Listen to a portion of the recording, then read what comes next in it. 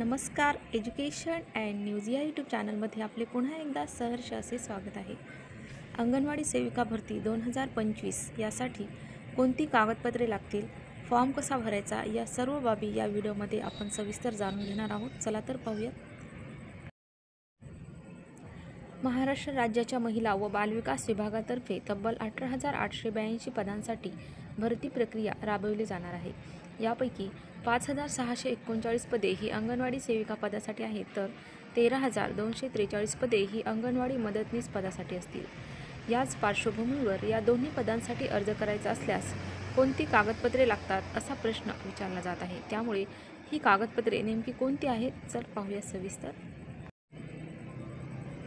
अर्जामध्ये कोणकोणती कागदपत्रे जोडावी लागणार आहेत, तर त्यामध्ये नंबर 1ला तहसील कार्यालयाचे रहिवासी प्रमाणपत्र तसेच लहान कुटुंबाचे प्रमाणपत्र जोडावे लागणार आहे. याचबरोबर सक्षम प्राधिकारी यांचे जातीचे प्रमाणपत्र लागू असल्यास, नंतर सक्षम प्राधिकारी यांचे विधवाचे प्रमाणपत्र. नंबर 5ला शासकीय किंवा अनुदानित संस्थेत दाखल असलेल्या अनाथ अर्जदाराच्या बाबतीत सक्षम प्राधिकारी यांचे प्रमाणपत्र लागेल.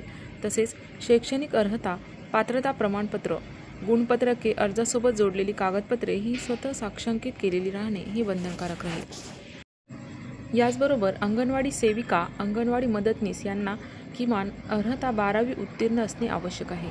उमेदवार पदवी किंवा पदव्युत्तर इत्यादी बाबतचे गुणपत्रक व प्रमाणपत्र यांच्या सत्यप्रती जोडणे. डी.एड. पदविका, बी.एड. पदविका असल्यास त्यांचे गुणपत्रक व प्रमाणपत्र. विधवा व अनाथ सक्षम प्राधिकारी यांचे प्रमाणपत्र देखील जोडणे आवश्यक राहील. याचबरोबर विधवा व अनाथ सक्षम प्राधिकारी यांचे प्रमाणपत्र जर लागू असेल तर. याचबरोबर उमेदवार जर MSCIT उत्तीर्ण असेल तर तेही प्रमाणपत्र जोडणे बंधनकारक राहील. तसेच अंगणवाडी सेविका, अंगणवाडी मदतनीस व मिनी अंगणवाडी सेविका म्हणून कमीत कमी 2 वर्षाचा अनुभव असल्याचे प्रमाणपत्रही आपल्याला जोडणे बंधनकारक राहील.